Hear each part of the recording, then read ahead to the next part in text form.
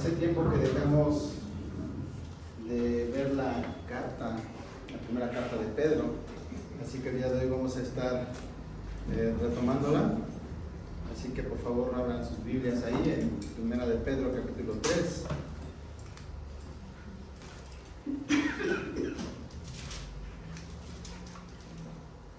Y el día de hoy vamos a revisar a partir del versículo número 13, así que por favor vamos ahí.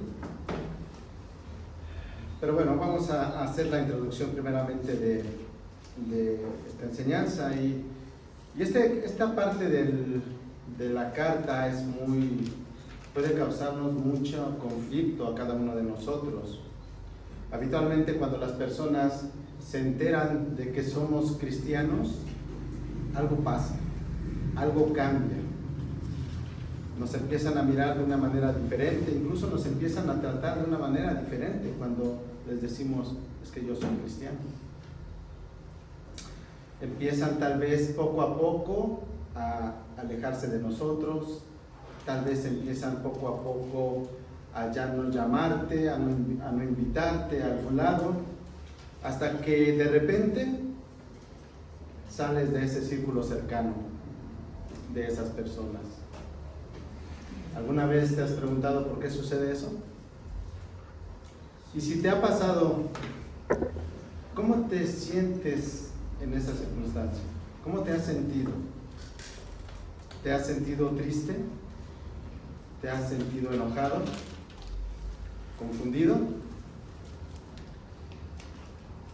Cada semana el Señor nos permite estar aquí para aprender de Jesús, para aprender de Cristo. ¿Con qué objetivo? Con el objetivo de conocerle más para poder ser mejores discípulos de Él. En semanas pasadas hablábamos de que Cristo mismo es el Evangelio y que al nosotros vivir como Cristo, estamos viviendo el Evangelio. Ahora, esa manera de vivir, esa nueva manera de vivir, debemos mostrarla a nuestro alrededor. Pero aquí debemos tener cuidado con esa palabra, debemos. No es una palabra que indique obligación, sino que va asociada a nuestra nueva naturaleza. Es un deber natural, ya hemos dicho en otras ocasiones. Es casi como una reacción instintiva ya actuar en ciertas circunstancias como nos dice la palabra de Dios, es decir, imitando a Jesús, mostrándolo a través de nuestra vida. Ahora, el Evangelio, entre muchas características, tiene dos que quisiera que abordáramos brevemente. La primera es que el Evangelio es atemporal. ¿Qué quiere decir esto? Que el Evangelio, desde hace más de 2000 años, es vigente. Y será vigente, ¿hasta cuándo? Hasta que el Señor regrese. ¿Ok? Entonces es atemporal. Ahora, por otro lado también, el Evangelio es contracultural. No ha habido, no hay ni habrá época o lugar en el mundo en el cual el Evangelio no sea incómodo, en el cual el Evangelio no vaya contra esa cultura. Y precisamente por eso es que cuando nosotros manifestamos que somos cristianos, las cosas empiezan a cambiar, porque el Evangelio es contracultural. Y todo aquel que pretenda verdaderamente ser un discípulo de Cristo va a enfrentar ¿qué? Rechazo, calumnias, insultos y en general sufrimiento. De alguna u otra manera vamos a llegar a eso. Ahora, tan contracultural es el Evangelio que la misma palabra de Dios nos dice lo siguiente: que si tú sufres por causa del Evangelio, que si tú sufres por causa de Cristo, debes considerarte bienaventurado. Eso es algo ilógico para cualquier cultura, en cualquier lugar. Pero, ¿por qué deberíamos sentirnos bienaventurados? ¿Te lo has preguntado? ¿Lo tienes presente? ¿Sabes por qué deberíamos sentirnos bienaventurados, como dice la traducción de la Reina Valera? Bueno, eso es lo que vamos a hablar el día de hoy. Así que vamos al texto, vamos a 1 de Pedro capítulo 3, versículo 13, nos dice: ¿y quién les podrá hacer daño a ustedes si demuestran tener celo por lo bueno? Pero aun si sufren por causa de la justicia, dichosos son, y no tengan miedo por temor a ellos ni se turben, sino santifiquen a Cristo como Señor en sus corazones, estando siempre preparados para presentar defensa ante todo el que les demande razón de la esperanza que hay en ustedes. Pero háganlo con mansedumbre y reverencia. Versículo 16. Teniendo buena conciencia, para que en aquello en que son calumniados sean avergonzados los que hablan mal de la buena conducta de ustedes en Cristo. Pues es mejor padecer por hacer el bien, si así es la voluntad de Dios, que por hacer el mal. Porque también Cristo murió por los pecados una sola vez, el justo por los injustos, para llevarnos a Dios, muerto en la carne, pero vivificado en el Espíritu. En el Espíritu también fue y predicó a los espíritus encarcelados, quienes en otro tiempo fueron desobedientes cuando la paciencia de Dios esperaba en los días de Noé, durante la construcción del arca, en la cual unos pocos, es decir, 8 personas, fueron salvadas por medio del agua. Y correspondiendo a esto, el bautismo ahora los salva a ustedes, no quitando la suciedad de la carne, sino como una petición a Dios de una buena conciencia mediante la resurrección de Jesucristo, quien está a la diestra de Dios, habiendo subido al cielo después de que les habían sido sometidos ángeles, autoridades y potestades. Por tanto, puesto que Cristo ha padecido en la carne, ármense también ustedes con el mismo propósito, pues quien ha padecido en la carne ha terminado con el pecado para vivir el tiempo que le queda en la carne, ya no para las pasiones humanas, sino para la voluntad de Dios, porque el tiempo ya pasado les es suficiente para haber hecho lo que agrada a los gentiles, habiendo andado en sensualidad, lujurias, borracheras, orgías, embriagueces y abominables idolatrías. Y en todo esto se sorprenden de que ustedes no corren con ellos en el mismo desenfreno de disolución, y los insultan, pero ellos darán cuenta a aquel que está preparado para juzgar a los vivos y a los muertos, porque con este fin fue predicado el Evangelio, aún a los muertos, para que aunque sean juzgados en la carne como hombres, vivan en el Espíritu conforme a la voluntad de Dios.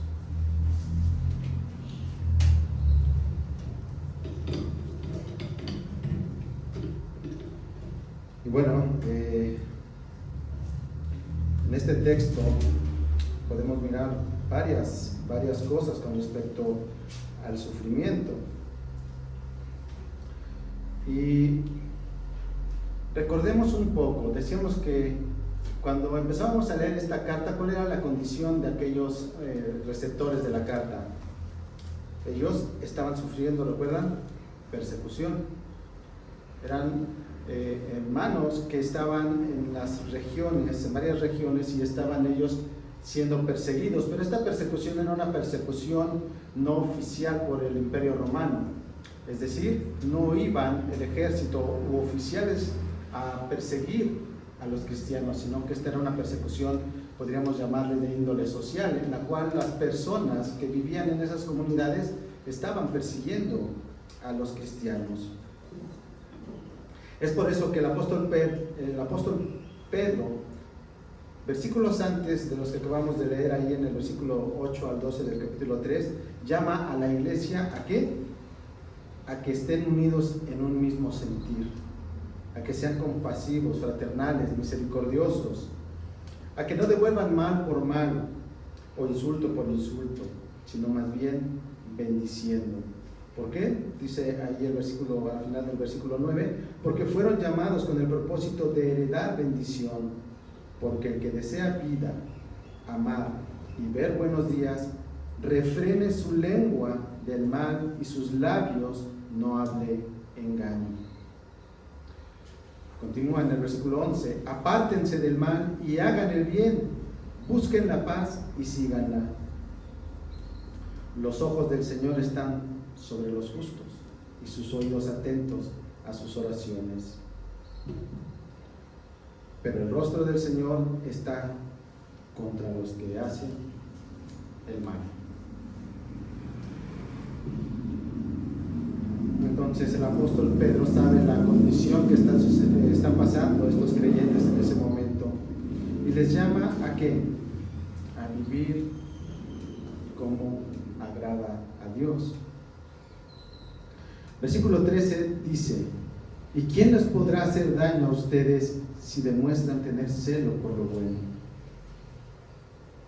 ¿Quién les podrá hacer daño? Bien, cuando nosotros o cualquier creyente vive con celo por lo bueno, ¿qué quiere decir esto? Celo por lo bueno.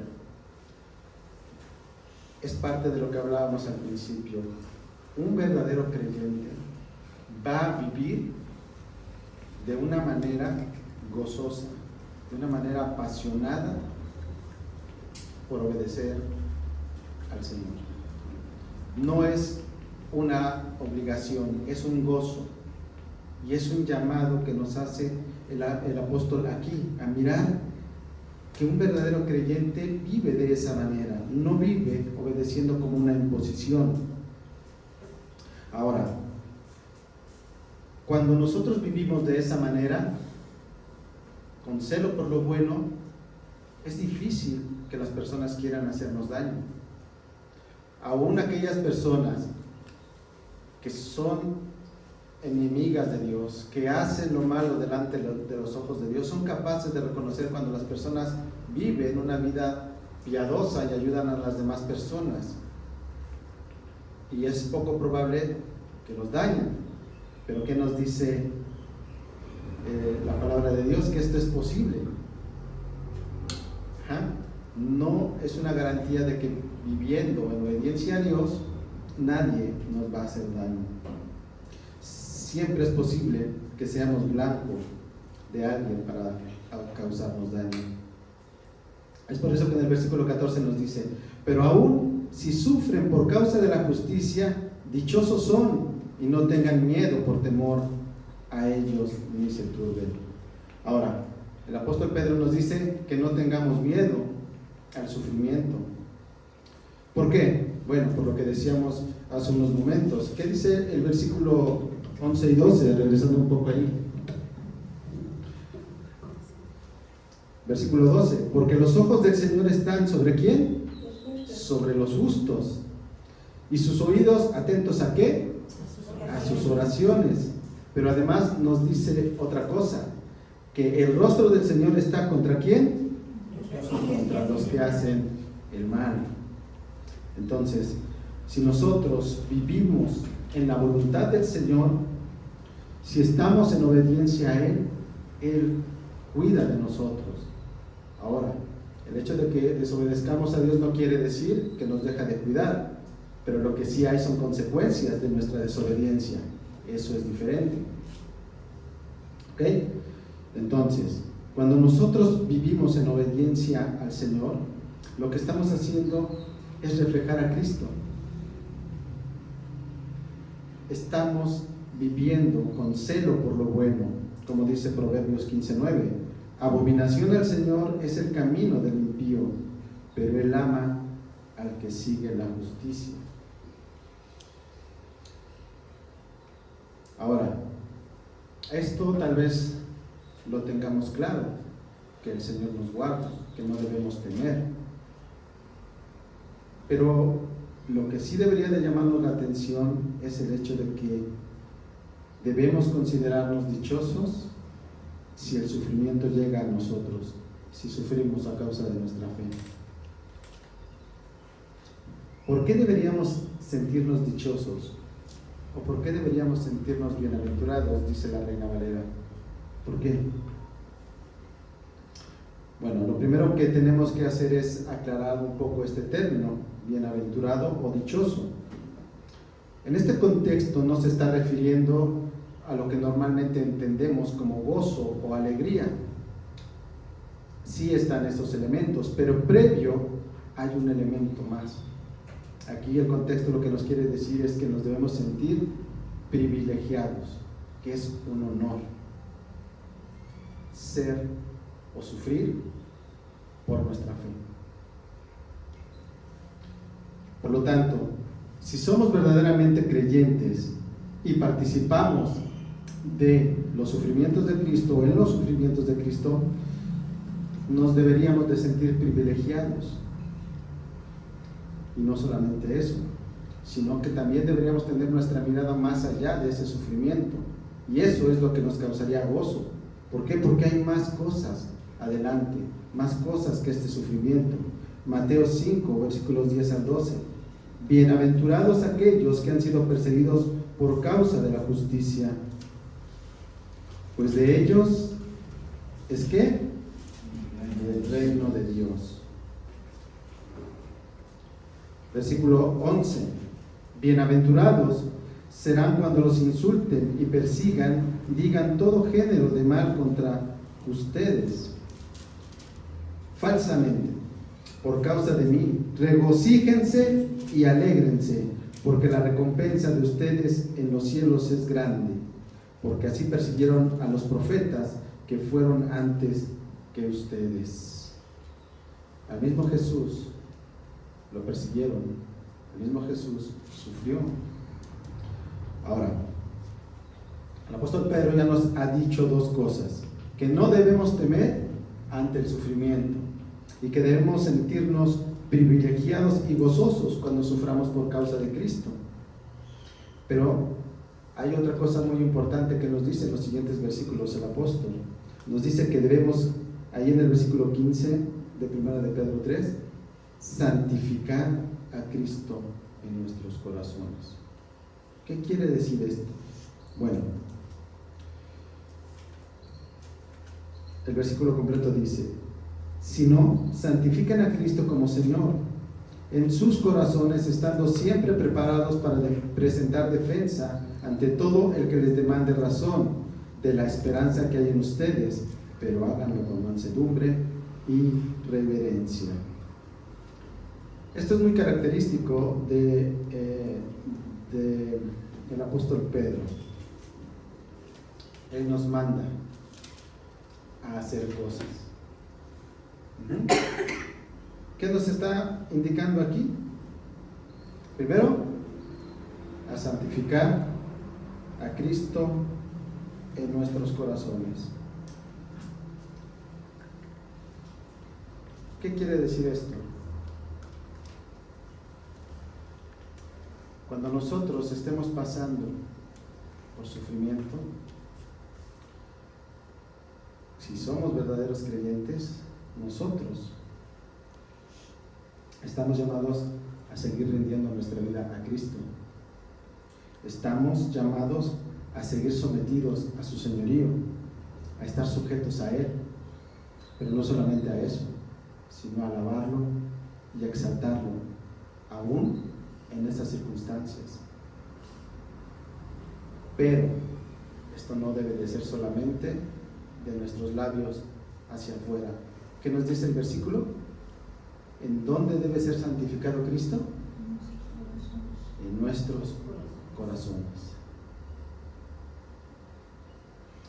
Entonces el creyente, el verdadero creyente hará esto.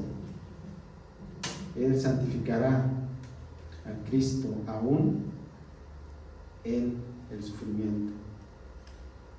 Pero además nos dice de qué manera.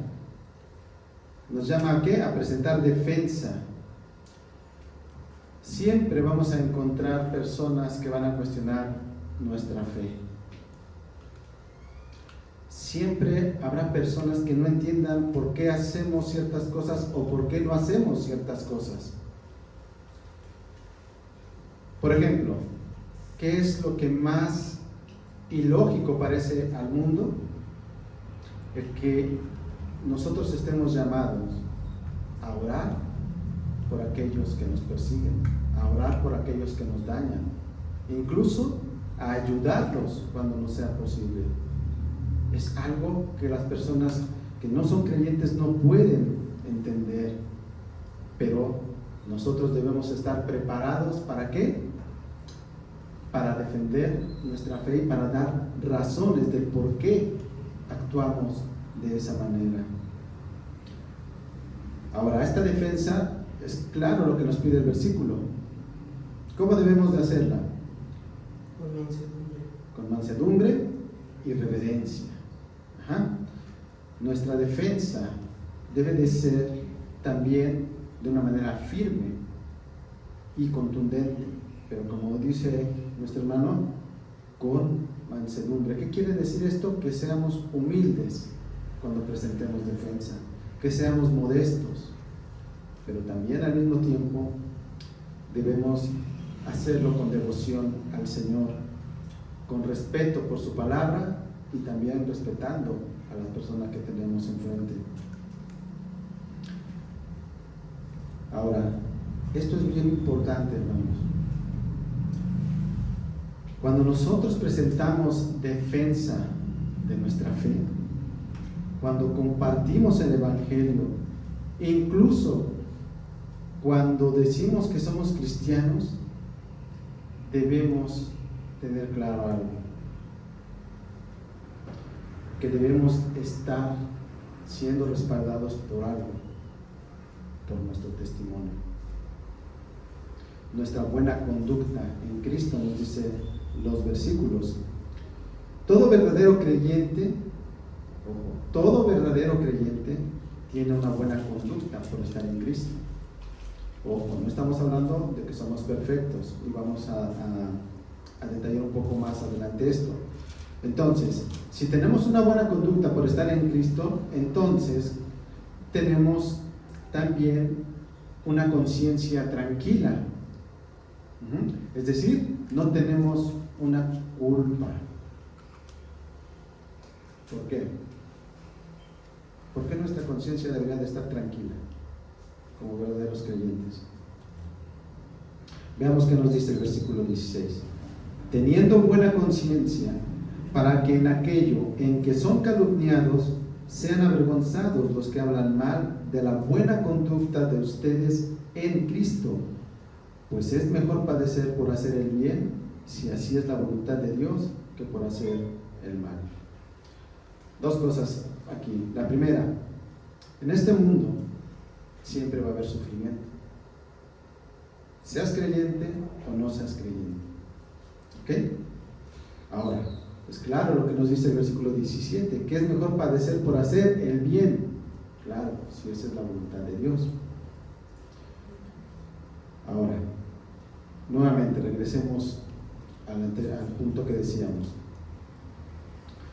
Los verdaderos creyentes pueden ser objeto de calumnias, pueden ser atacados de alguna manera, o simplemente se quiere hacer daño.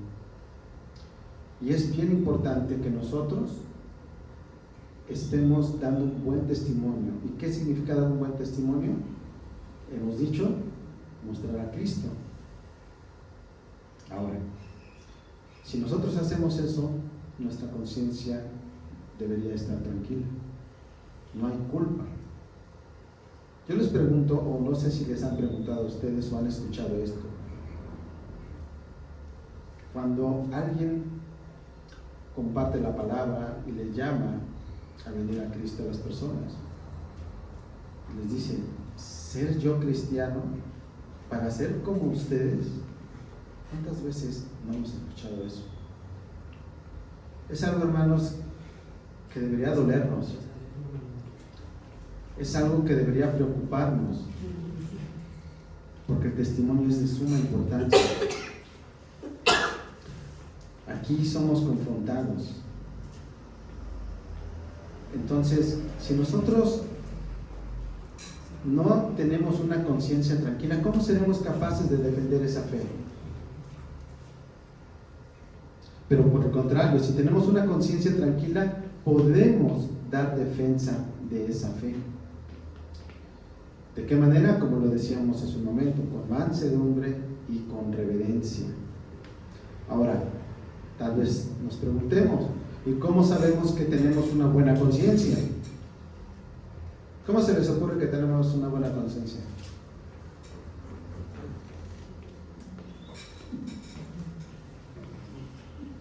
Escudriñando tu vida en esto. Exacto, vamos por ahí. Exacto. Nosotros nos daremos cuenta que nuestra conciencia está tranquila por unas circunstancias. Bueno, como sabemos, la conciencia nos ha sido dada por el Señor para poder nosotros distinguir aquello que es bueno de aquello que es malo.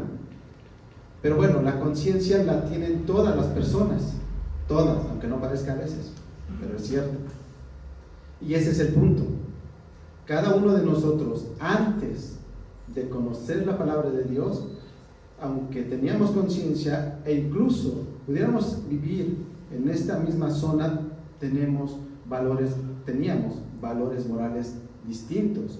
Lo que podría ser bueno para mí no necesariamente era bueno para otra persona, y al revés, lo que era malo para la otra persona no necesariamente era malo para mí. Entonces, ¿qué hacemos?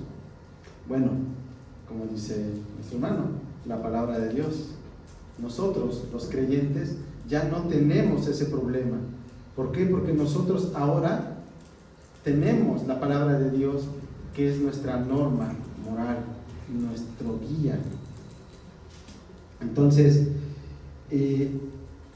nosotros debemos acudir a las Escrituras. ¿Cuándo? Todos los días, cada día. ¿Por qué?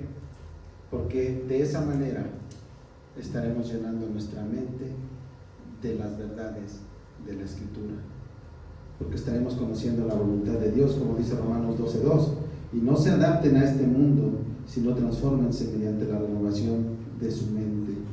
¿Para qué? Para que verifiquen cuál es la voluntad de Dios, lo que es bueno y aceptable y perfecto. Hermanos, solo la palabra de Dios puede transformarnos. Claro, si lo hacemos continuamente, cada día. No podemos esperar que seamos transformados si abrimos la Biblia hoy aquí y la volvemos a abrir de un 8 aquí. Eso no va a suceder.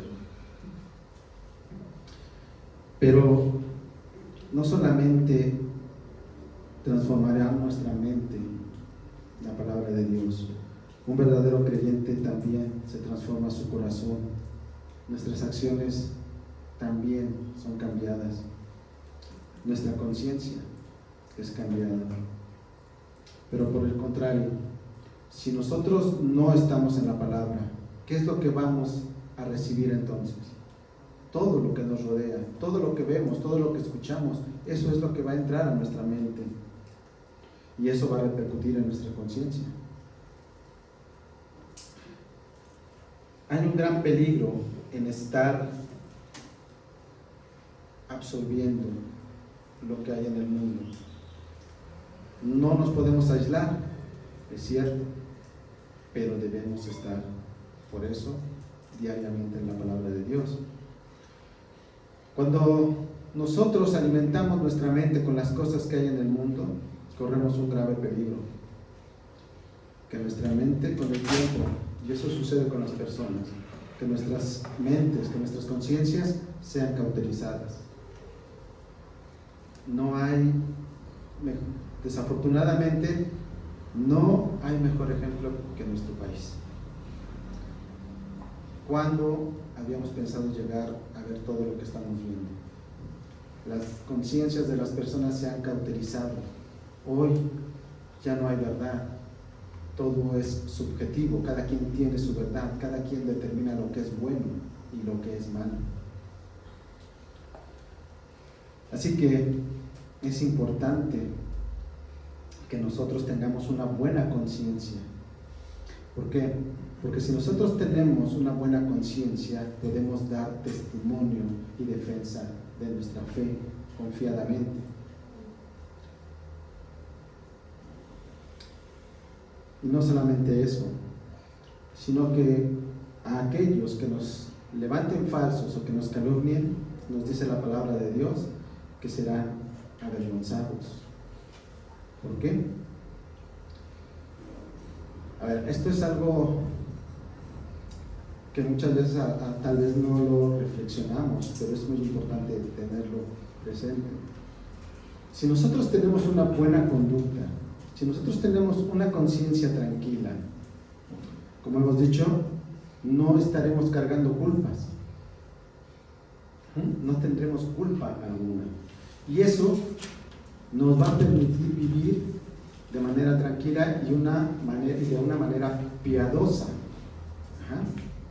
Entonces, es algo importante que nosotros debemos mirar, que nosotros, al no tener culpa arrastrando, culpa cargando, podemos vivir tranquilamente y enfocarnos a vivir una vida que refleje a Cristo.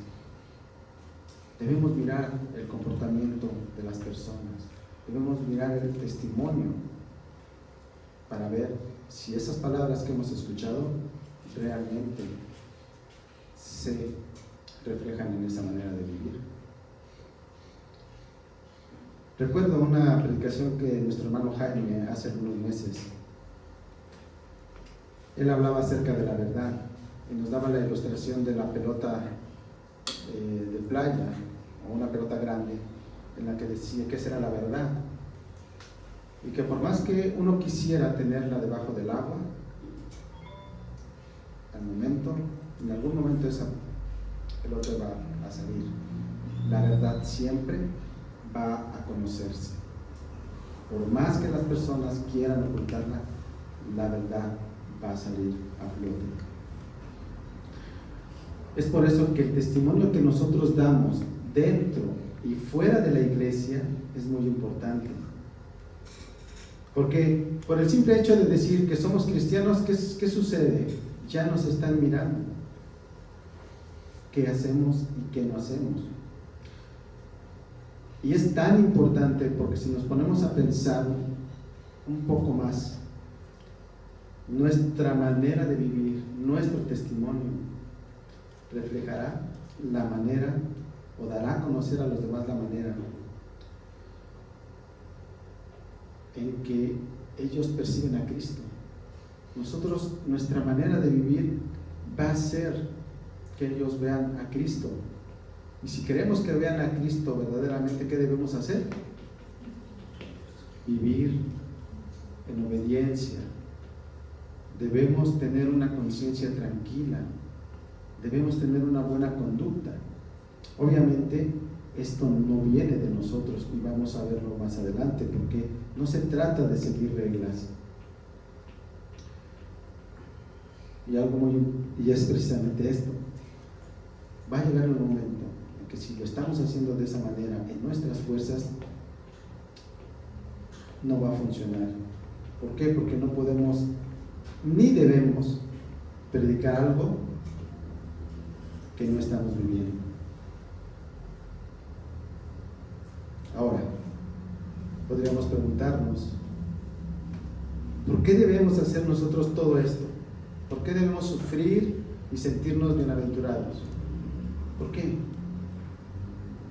Bueno, la respuesta la tenemos ahí en el versículo 18. Pedro nos ha dicho qué es lo que debemos hacer y ahora nos dice ahí en el versículo 18 por qué lo debemos hacer. Porque también Cristo murió por los pecados una sola vez, el justo por los injustos. ¿Para qué?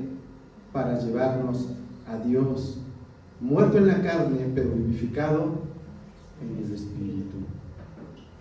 ¿Por qué lo debemos hacer? Porque somos discípulos de Cristo. Y como discípulos de Cristo, le imitamos, como dijo Pablo ahí en 1 Corintios 11:1. Imítenme a mí como yo imito a Cristo.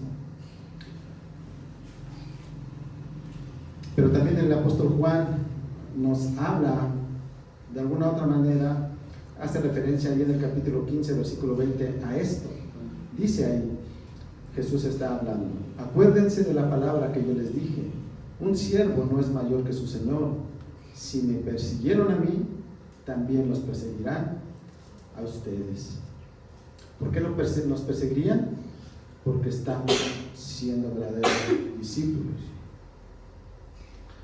Ahora, nosotros seríamos candidatos ideales para recibir la ira divina de Dios, pero Cristo no. Sin embargo, en su soberanía Dios quiso que el justo tomara el lugar de los injustos. Y ahí quisiera que fuéramos a Isaías 53.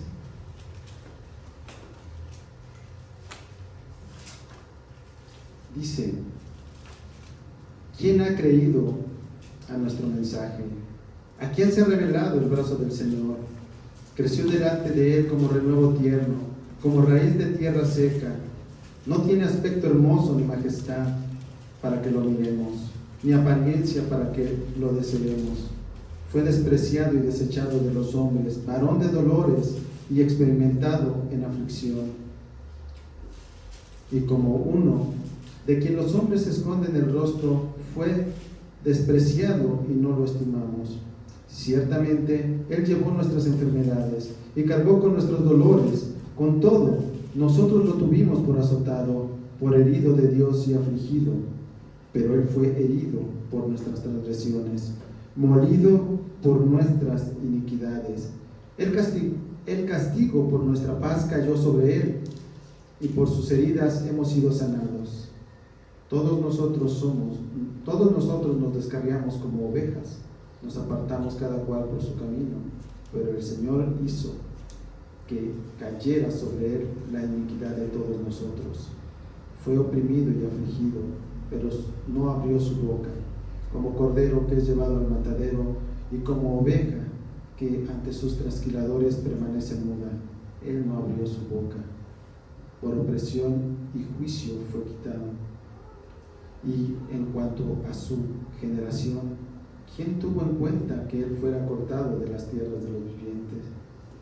Por la transgresión de mi pueblo, a quien correspondía la herida. Se dispuso con los impíos su sepultura, pero con el rico fue en su muerte, aunque no había hecho violencia ni había engaño en su boca. Así que Jesús, como acabamos de ver, fue el sacrificio perfecto, porque Él murió por los pecados una sola vez, el justo por los injustos. No fueron necesarios más sacrificios. El sacrificio de Cristo satisfizo la santa ira de Dios, pero no solamente fue eso. Hebreos es un libro que nos habla mucho acerca de esto y nos dice lo siguiente, ahí en el capítulo 10, versículo 4: porque es imposible que la sangre de toros y de machos cabríos quite los pecados, por lo cual, al entrar Cristo en el mundo, dice: sacrificio y ofrenda no has querido, pero un cuerpo has preparado para mí. En holocaustos y sacrificio por el pecado no te has complacido. Entonces dije: aquí estoy, yo he venido para hacer, oh Dios, tu voluntad. Habiendo dicho anteriormente: sacrificios y ofrendas y holocaustos y sacrificios por el pecado no has querido, ni en ellos tú te has complacido, los cuales se ofrecen según la ley. Entonces dijo: mira, yo he venido para hacer tu voluntad. Él quita lo primero para establecer lo segundo. Por esa voluntad hemos sido santificados mediante la ofrenda del cuerpo de Jesucristo, ofrecida una vez y para siempre. El sacrificio perfecto fue planeado por Dios. ¿Para qué? Para llevarnos a Él, el justo por los injustos. Los sacrificios de los corderos en el Antiguo Testamento solamente eran eso, una figura para revelarnos aquello que vendría en el Nuevo Testamento. ¿Qué era qué? El Cordero de Dios que quita el pecado del mundo. Ahora, Pedro, él tiene una característica, él hace mucha referencia al Antiguo Testamento. Y aquí lo estamos viendo, y lo va a seguir haciendo. Más adelante, en los versículos, dice que Jesús murió en la carne, pero Él está ¿qué? Vivificado en el Espíritu. Es decir, solo el cuerpo de Jesús murió. Entonces eso nos deja ver la eternidad de Cristo. Pero si ya no sabemos por qué está haciendo Pedro esta afirmación, ¿por qué nos habla de esto? Bueno, por dos cosas. La primera es que nuevamente Pedro quiere que veamos que aún antes de que el pueblo de Israel existiera y antes, por ende, que los sacrificios existieran, ya en el Antiguo Testamento Cristo había sido anunciado. Lo segundo,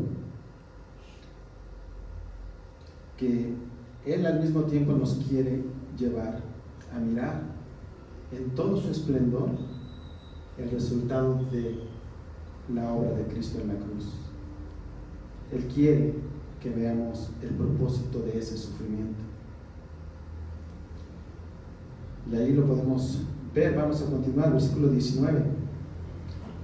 En el Espíritu también fue y predicó a los espíritus encarcelados, quienes en otro tiempo fueron desobedientes cuando la paciencia de Dios esperaba en los días de Noé, durante la construcción del arca, en la cual unos pocos, es decir, 8 personas fueron salvadas por medio del agua.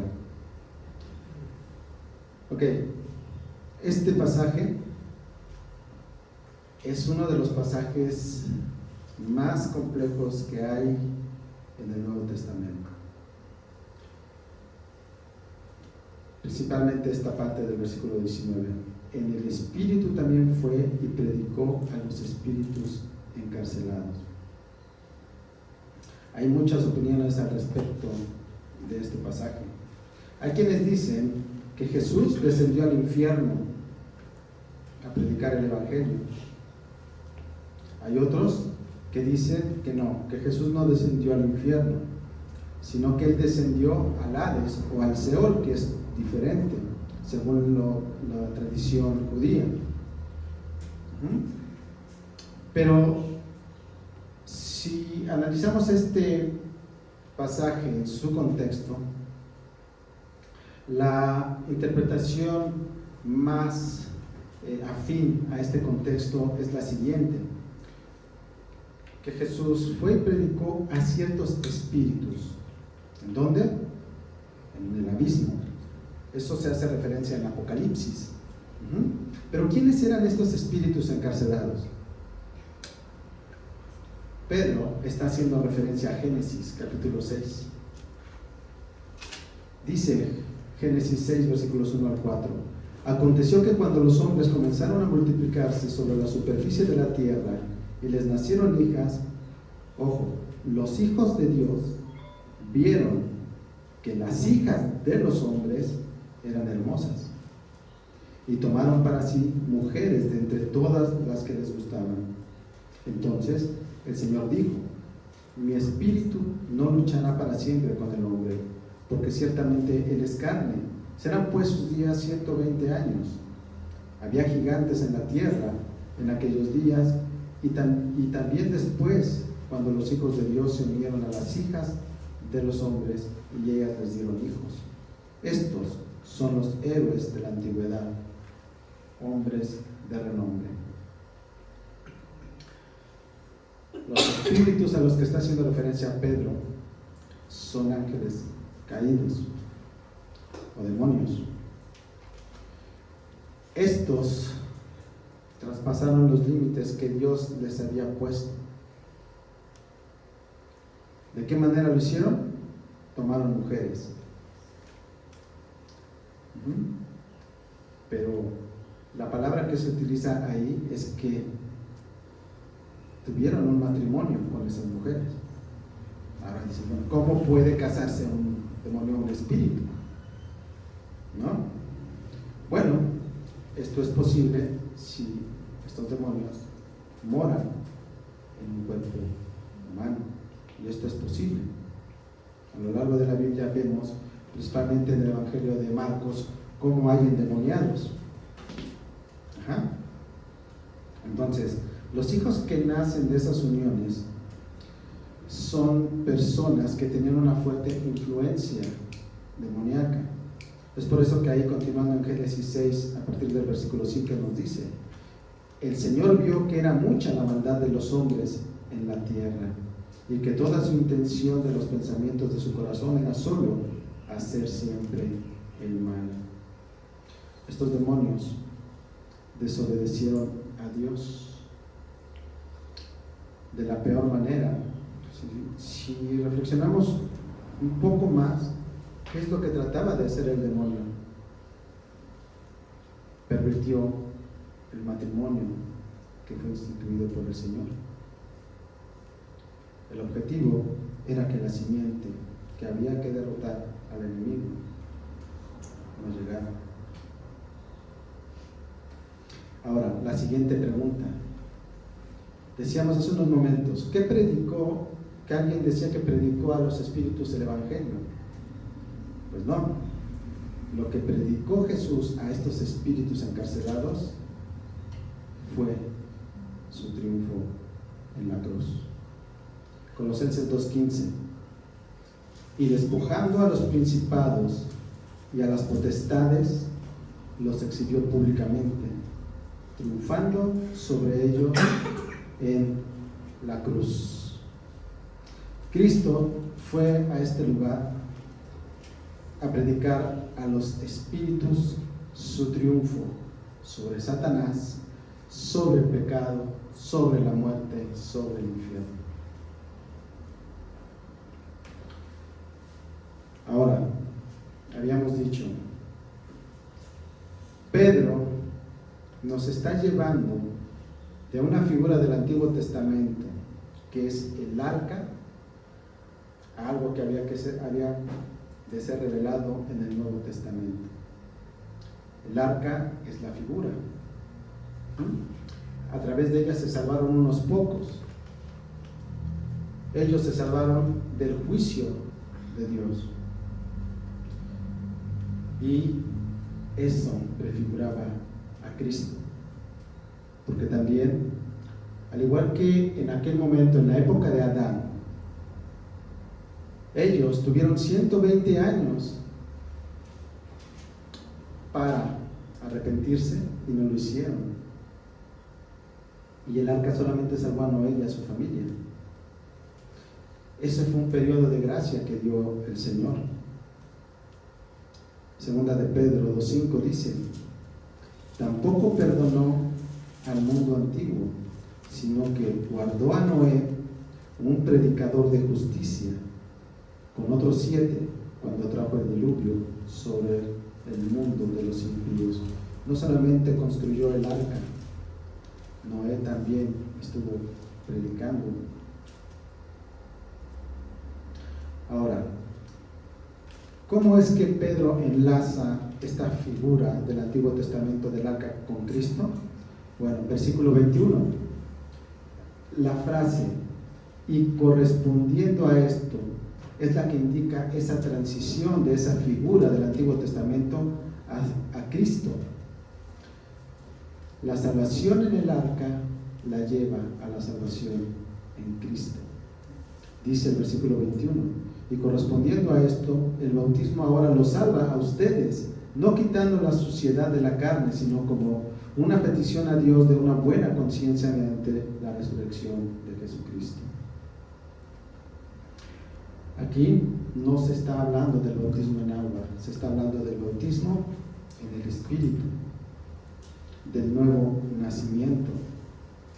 Ese nuevo nacimiento es el que nos permite a nosotros ser partícipes de ese nuevo pacto, del pacto de la gracia, a través de la fe en Cristo. ¿Por qué? Porque a través de ese nuevo nacimiento se nos ha quitado el velo y nos permite mirar nuestra condición y nos permite mirar que solamente tenemos como Salvador a Cristo. Y es por eso que podemos decir lo que menciona Pablo en Romanos 10, versículos 9 y 10, que si confiesas con tu boca a Jesús por Señor y crees en tu corazón que Dios lo resucitó de entre los muertos, serás salvo. Porque con el corazón se cree para justicia y con la boca se confiesa para salvación. Entonces, es por eso que nosotros podemos tener una conciencia tranquila y de lo que hemos hablado anteriormente. Porque una vez que nosotros hemos nacido de nuevo y nos hemos arrepentido, hay culpa alguna, a menos de que Él no nos haya perdonado. Pero la Biblia es clara, que si tú te arrepientes verdaderamente y le confiesas como tu Señor y Salvador, Él perdona tus pecados.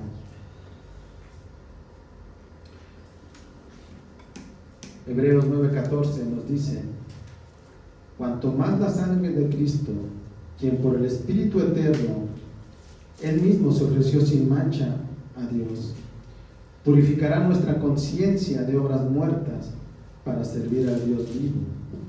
Hebreos 10:22.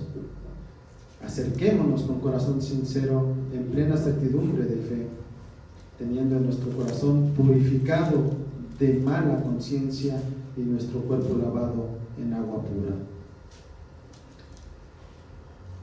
El último versículo de este capítulo, Pedro nuevamente nos reitera la victoria de Cristo y nos dice, quien está, haciendo referencia a Cristo, quien está a la diestra de Dios, habiendo subido al cielo después de que le habían sido sometidos, ¿qué?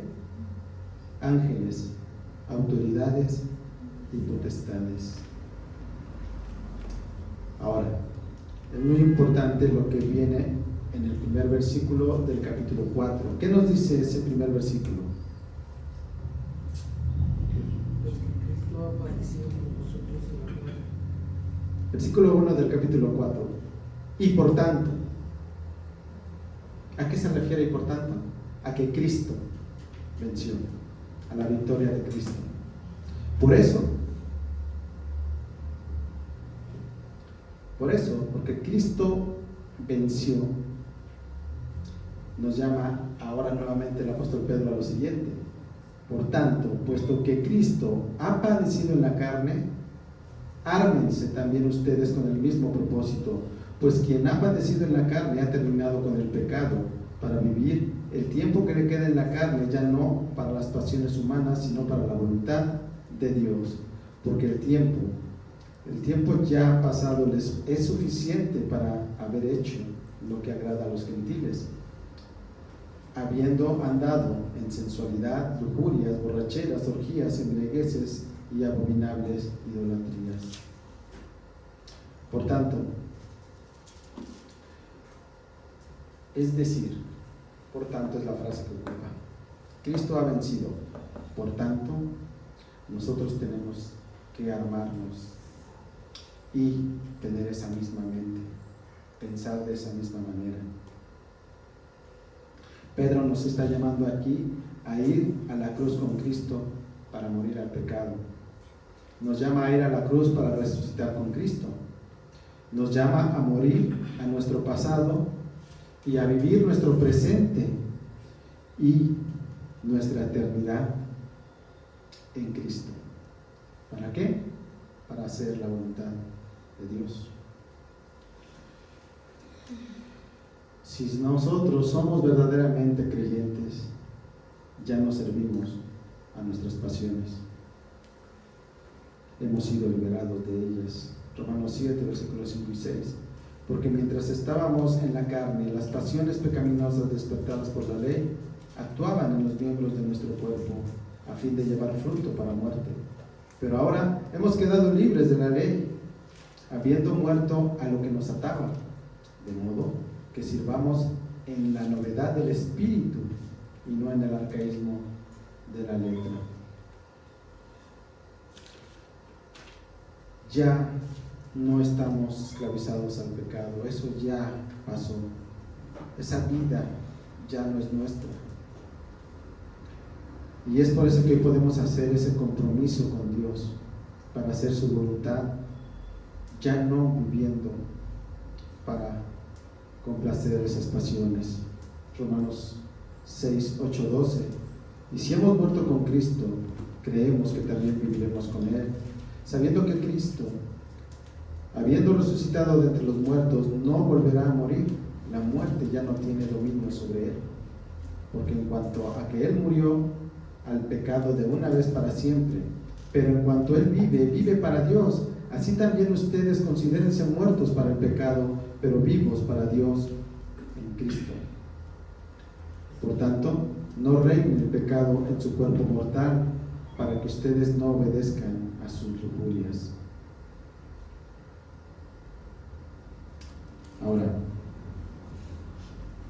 hay algo muy importante aquí, y es algo de lo que hablábamos hace un par de semanas. Muchas veces hay personas que creen que están en el reino de Dios,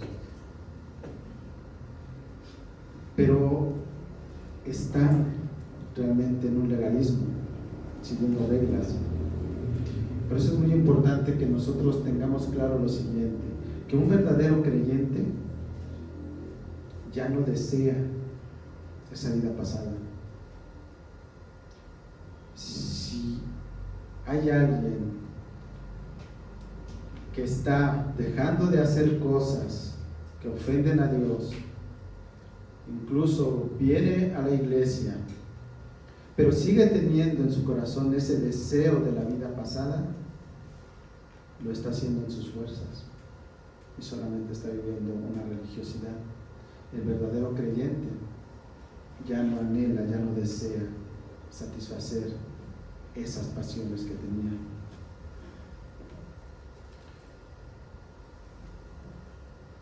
Y tarde que temprano regresará a ese mundo. Ahora, los últimos versículos, el 4 al 6, nos hablan de lo que empezamos a hablar cuando iniciamos esto. Nos dicen el versículo 4: y en todo esto se sorprenden de que ustedes no corren con ellos en el mismo desenfreno de disolución y los insultan. Pero ellos darán cuenta a aquel que está preparado para juzgar a los vivos y a los muertos, porque con este fin fue predicado el evangelio a los muertos, para que aunque sean juzgados en la carne como hombres, vivan en el espíritu conforme a la voluntad de Dios. Como hemos dicho, si nosotros verdaderamente somos creyentes, habíamos dejado esa vida atrás. Y también, como decíamos al inicio, tarde o temprano, todo ese círculo que teníamos cercano empezará a rechazarnos. Probablemente seamos aceptados y no atacados, pero eso va a cambiar cuando nos enfrentemos en una situación en la que tengamos que señalar algo que está mal, cuando nosotros no queramos ser partícipes de algo que está mal, por ejemplo en el trabajo. Mientras nosotros no toquemos intereses de las personas que están haciendo mal, no seremos. Pero ¿qué sucede si nosotros vemos que alguien está robando?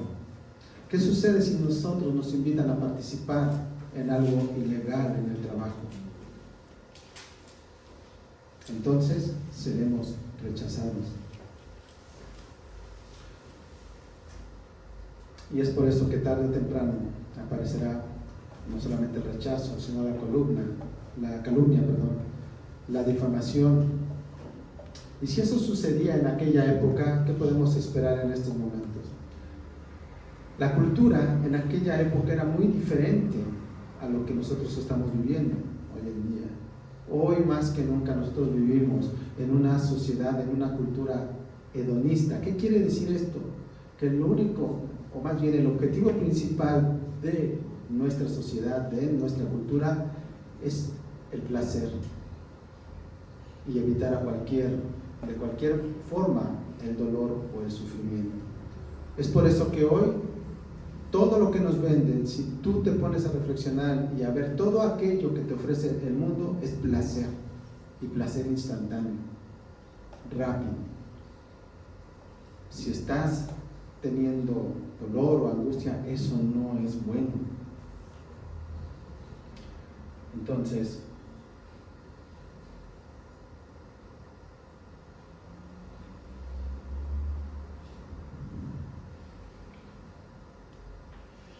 ¿qué sucede cuando nosotros que estamos en esta sociedad empezamos a vivir como el Señor nos pide?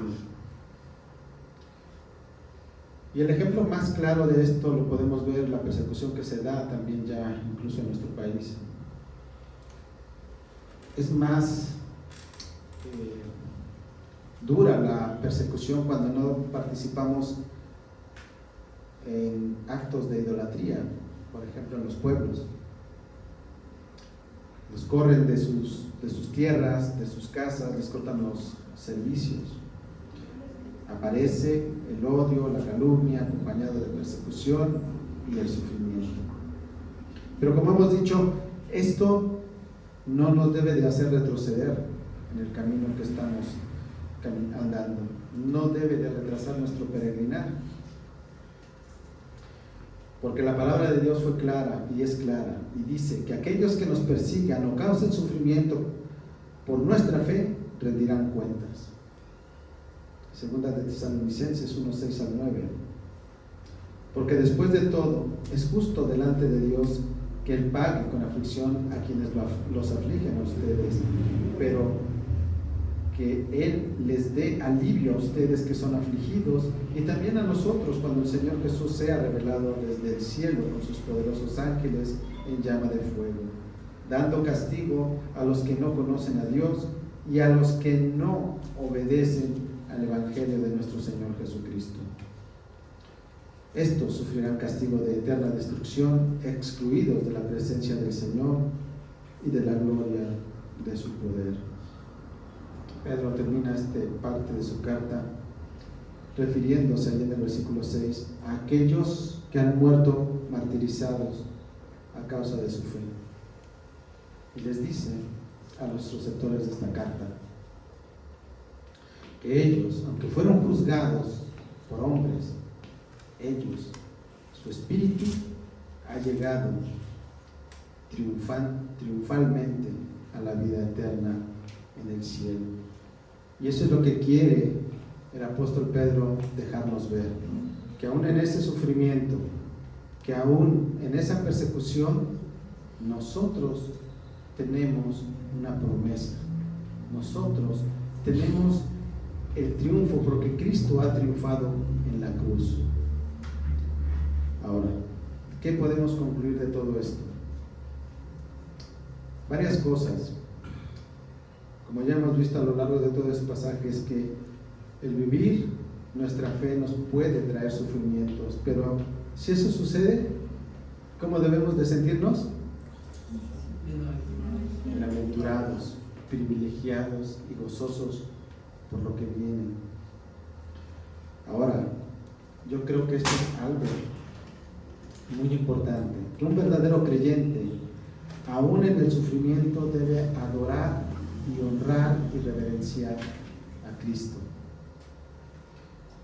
Ahora, veíamos en los pasajes que Cristo sufrió y fue a la cruz, ¿para qué?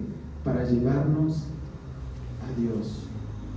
Ahora, si nosotros reflexionamos sobre esto y nosotros vamos a pasar esto mismo, el Señor utiliza ese sufrimiento también en nosotros para llevar a los demás a a Cristo, a Dios.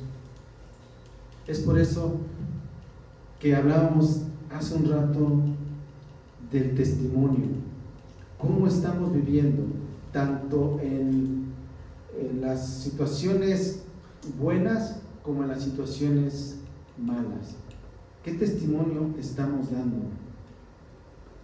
Nosotros somos instrumentos de Dios por medio de nosotros se puede llevar a las personas a Cristo. Así que no debemos tener miedo, porque como vimos, Él tiene sus ojos sobre los justos. Y además escucha nuestras oraciones, decíamos.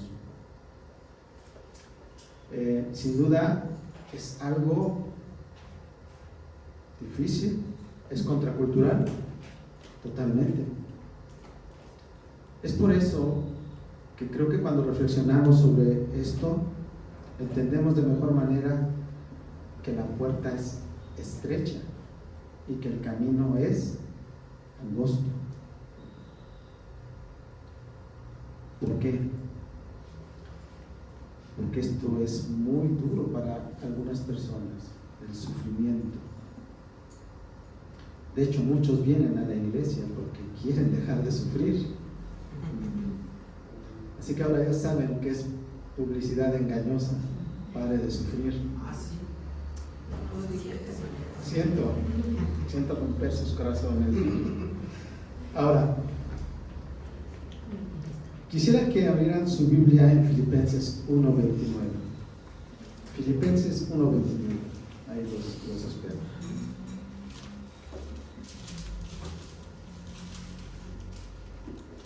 ¿Ya lo tenemos? Filipenses 1:29 dice: porque a ustedes se les ha concedido por amor de Cristo no solo creer en Él, sino también sufrir por Él. Timothy Keller, un teólogo estadounidense, dijo: confiar en Dios en el sufrimiento también lo glorifica ante los demás. Entonces, cuando nosotros estemos pasando por sufrimiento, nosotros perseveramos en la fe y eso glorifica a Dios. Eso sirve, somos instrumentos para que los demás se acerquen a Dios. Cuando nosotros perseveramos aún en ese sufrimiento, también hacemos algo muy importante, hermanos, porque se verá nuestra vida realmente transformada. ¿Y qué significa esto? Que a través de ese sufrimiento y obediencia, nosotros también estaremos dando testimonio de que Cristo triunfó. Es tan importante nuestro testimonio. Y es eso. Debemos sentirnos privilegiados si el sufrimiento llega a causa de nuestra fe. Porque como ya hemos leído, estaremos glorificando a Dios.